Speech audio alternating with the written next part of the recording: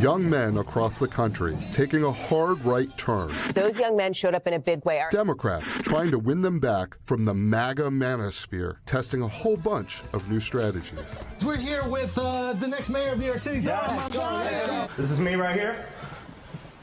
Maxwell Alexander Frost. The big question, can anyone recreate the Trump effect on young men? The president gaining 8% more male voters under 30 in 2024 compared to 2020. That's according to NBC News exit polls. While a majority of Black and Asian American men backed Harris last year, the president did make historic gains with younger voters, including young men of color. And now, as voters go to the polls in key races across the country on Tuesday, not to mention next year's high-stakes midterms that will decide who controls Congress, Democrats soul-searching. How can they reconnect with young men? I'm looking for adjectives to describe today's Democratic Party. Anybody want to go first? Chaotic. Emotionally unintelligent. Tunnel vision. Trivial. Divisive. Deceiving. Those are 2024 swing state Trump voters, all of them under 30. Democratic strategist Chuck Rocha, who played a key role in Senator Ruben Gallego's win in Arizona last November, has two other words to add to the list. When you ask young men, give me 2 words to describe the Democratic Party, they normally say old and weak. And when you say describe 2 words for Donald Trump or the Republicans, they would say crazy, but they would also say strong. And strong and crazy always beats old and weak when you're talking about young men. So now, Democrats are trying to find their footing with young men. But it wasn't always this way. Young people, including men, generally vote blue historically, and they still do to a certain extent. But Democrats are now trying to stem the wave going red by showing up in spaces Republicans largely dominate, some appearing to center strength and masculinity on TikTok.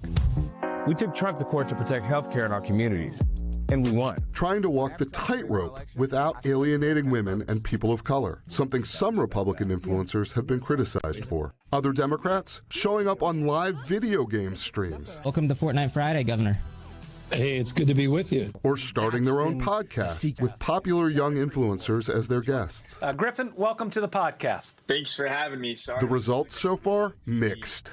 Now some Republican strategists, in the camp that appears to be largely winning with the bros, so to speak, know that keeping young men isn't a for sure thing. These are voters who we need to maintain and stay in touch with and to go out and continue to reach. So I do not think that it is a given. It's going to take work to keep this coalition going. And for Democrats, the challenge is twofold. Strategists say they have to not only reach young men, but also persuade them to come on board. Right now, Democrats continue to do a really good job of repelling young male voters. Rocha says authenticity could be the answer. A big mistake that folks make in campaigns is they go in and they try to change their candidates and mold them into something that they're not. Whether or not Democratic politicians can offer up an authentic version of themselves, and whether more young men will accept it, that's still an open question.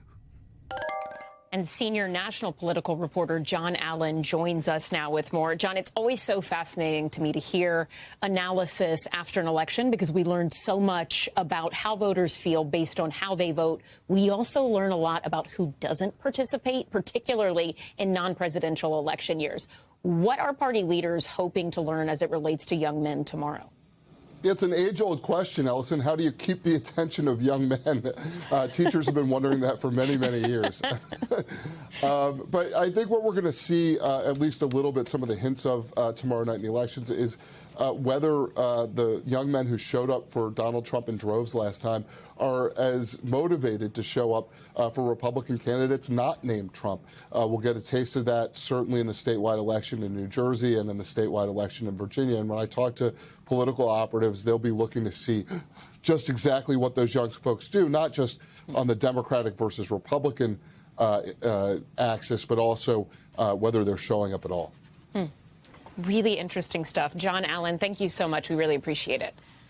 We thank you for watching. And remember, stay updated on breaking news and top stories on the NBC News app or watch live on our YouTube channel.